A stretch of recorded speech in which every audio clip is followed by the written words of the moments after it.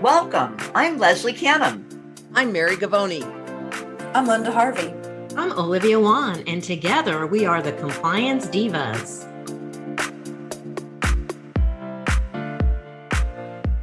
Welcome to the Compliance Divas podcast. I'm Leslie Canham, and I'll be your moderator for this very special episode. As we close the year, we like to reflect on the sponsors who made our podcast possible and help us to help you simplify compliance in dentistry. Mary, would you like to give us a little bit of information on some of the podcasts that you felt were the best of the best?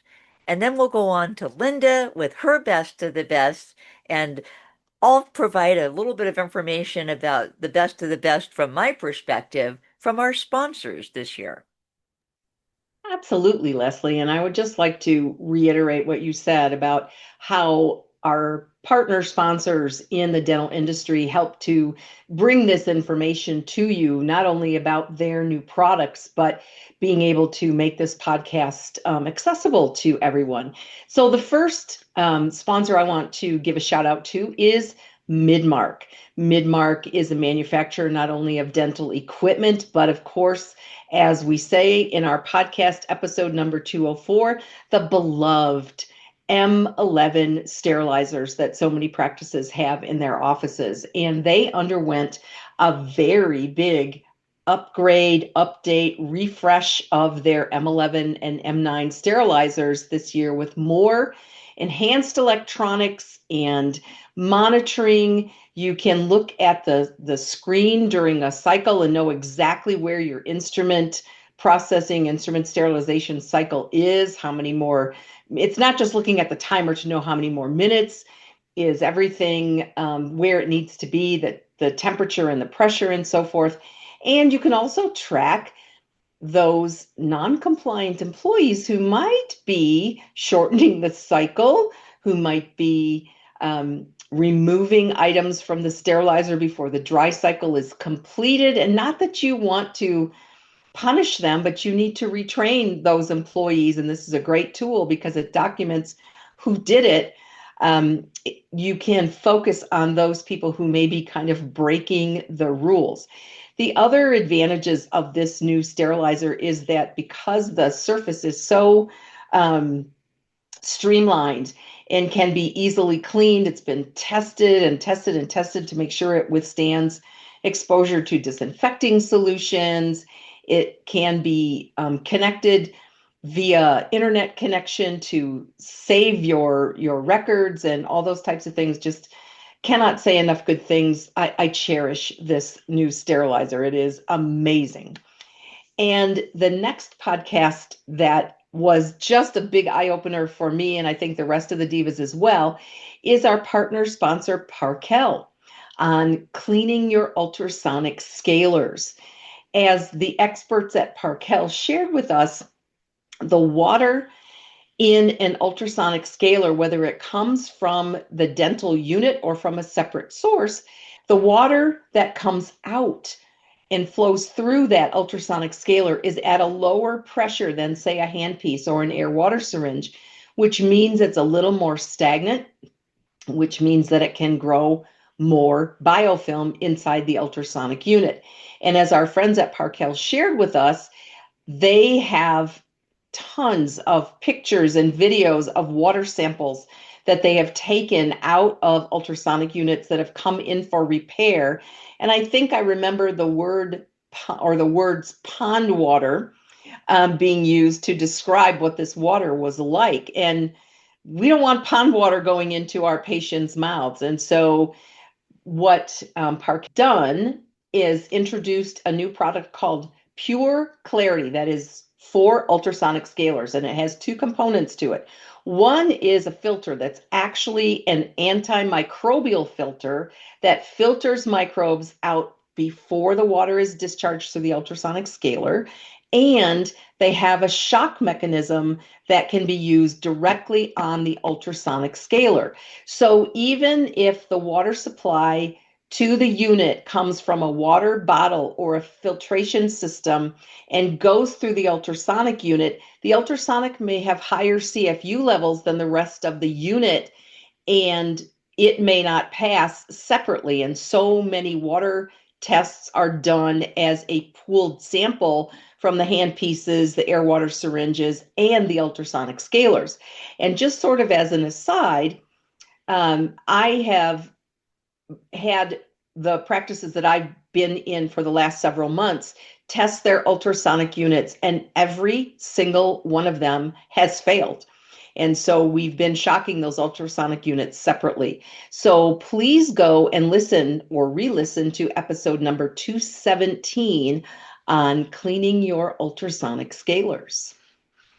Mary, thank you so much. And as a reminder, in the show notes, we have the resources for information and checklists. And these companies really help to educate us. And not only are they excited about their products, I couldn't believe how much enthusiasm there was from Parkel about actually, it seemed like more than any of the other things that they have products that they sell is that the enthusiasm for the ultrasonic scalars and how to help the dental industry provide safer dental care to their patients. So again, episode number 204 for Midmark and their next generation sterilizers, and Parkel for Pure Clarity is episode number 217.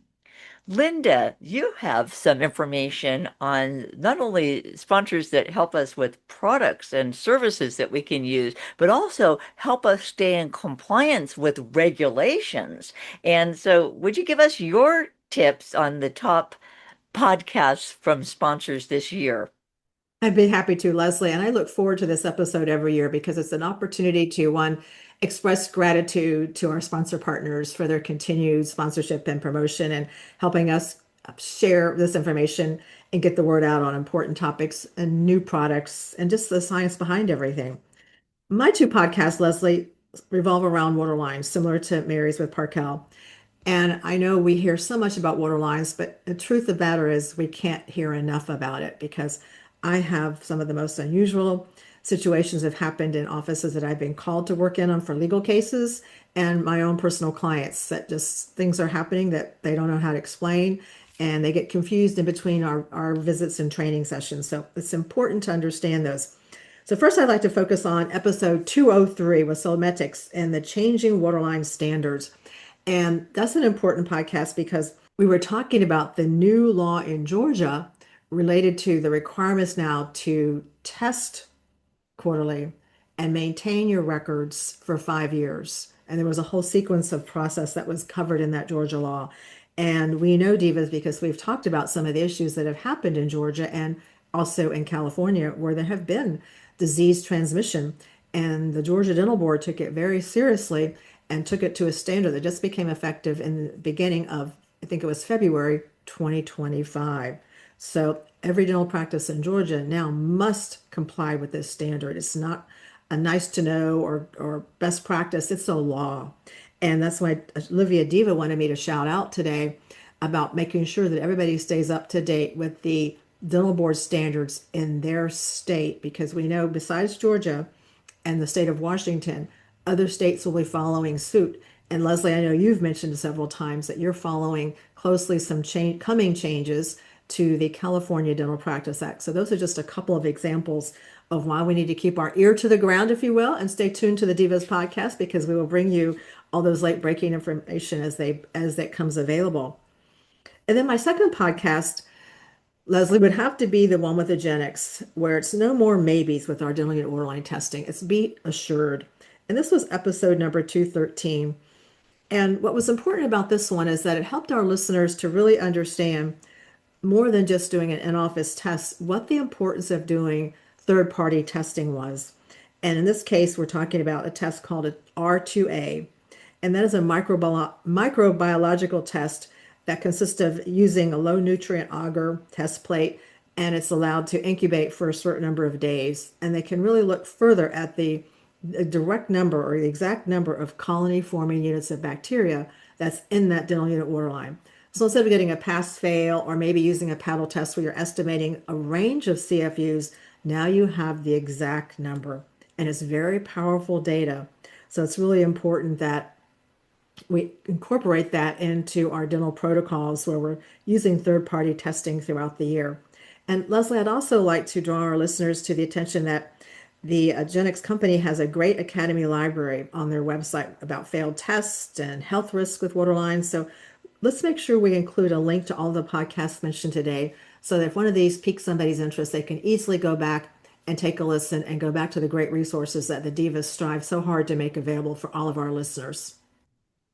That's right, Linda. We'll do that because episode number 203 with Somatics talking about dental unit water line regulations changing in Georgia and Washington. And I'm watching very closely as the California Dental Board is now taking their draft regulations, which include something about dental unit water line testing. I'm hoping that that's going to stay, that we're not sure it's going to be going through the Office of Administrative Law, and then when it comes out, it'll go out for a public comment period. But that's something that we can't just guess. You're just guessing if you're not testing, is the bottom line. So on the Compliance Divas podcast, on the show notes, we'll make sure that we provide those resources. And we will also want to make sure that we mention that our Diva Legal Eagle Olivia Juan has had actually quite a bit of experience with not only waterline testing and waterline testing companies, but she also was the star,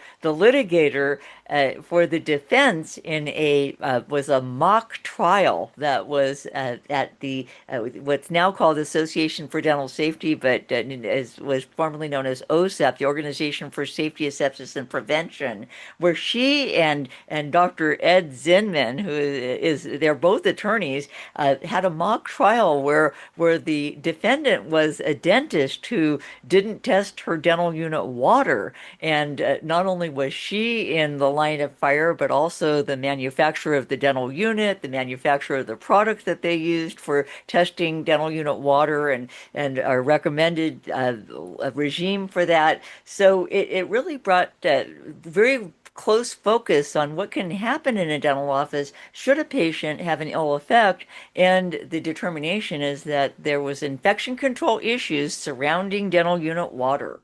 And I know from experience that in California, the case with the Children's Dental Group, as far as I know, that case is still ongoing, and it has been almost 10 years since the first child was diagnosed with the lymphadenitis and the Mycobacterium abscessus as a result of the dental unit water. There was 72 children that were hospitalized in that case. 73 of them were actually affected by the water, and over 200 lawsuits were filed.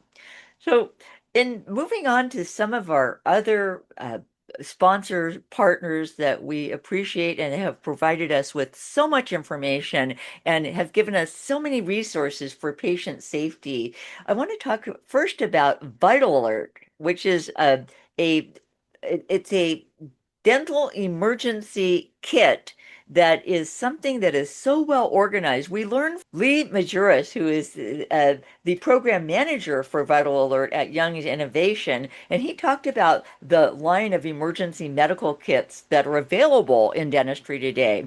And he shared with us that one of the big concerns, and I guess you could say the pain points for dental practices, was that they get a kit that is put together already, and then when products or pharmaceuticals expire, then new pharmaceuticals have to be purchased to replace the products, or they have to be on a subscription where the pharmaceutical that expires, a new one is sent. The pain point is that many of the pharmaceuticals that are received from the shipping don't actually make it into the emergency medical kit. They're sometimes placed in the places that we put our received boxes or deliveries from the dental suppliers that we get our products from. And it's also confusing for many practices. So there was a request that they just get a new kit every year that has everything in it.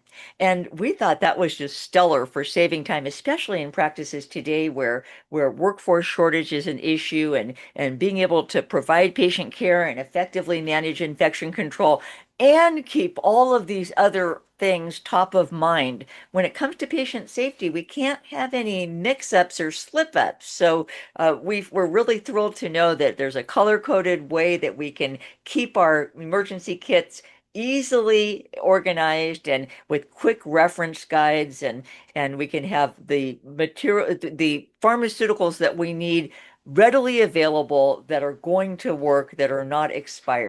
Another one of our sponsored partners is Dove Dental. And this is where we have simplicity meeting regulations and cost efficiency. This was podcast number 210. And EPA, Environmental Protection Agency, amalgam waste regulations are actually very strict. So if you get them wrong, it can lead to heavy fines. So even if a dental practice doesn't place amalgams, if you prep teeth that have amalgam fillings, you must comply with the regulations. And in that episode, we were joined by Charles McCary from Dove Dental, who shared many great insights on EPA standards, best management practices, and more importantly, innovative and inexpensive alternatives to amalgam separators. He introduced a device called Capdol, and it's an amalgam capture device that it's actually a high velocity evacuator tip. And the beauty of this is that so you don't place amalgams, but sometimes you prep teeth that have amalgams. You use it when you're going to encounter that circumstance where you're prepping a tooth and you're removing amalgam. You can remove the amalgam safely and efficiently with the Capdol device. It's easy to use and it's cleaner than any ordinary amalgam capture device. Capdol's specifically designed filter actually keeps harmful mercury out of the dental equipment, out of the vacuum lines, and out of secondary filters. So they also have a recycling program where you purchase the Capdol. It looks like an evacuator tip that's a little slightly designed differently, and you can actually return the used or the spent evacuator tip, the Capdol device that has the amalgam in it, back to Capdol, so they take care of the recycling for you.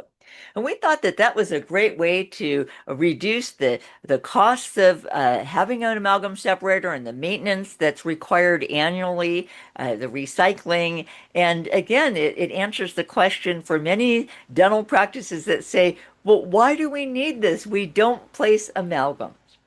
So with that, we are closing our year-end favorite, thanking our sponsor partners for the year, and want to remind you that the episodes are available on our website, thecompliancedivas.com, where you can click on each one of those episodes, go to the show notes where you can find out more information about the products and then also the resources. Oftentimes there are checklists that will help you in making sure that your practice is compliant and gives you a good basis for putting together your own infection control manual.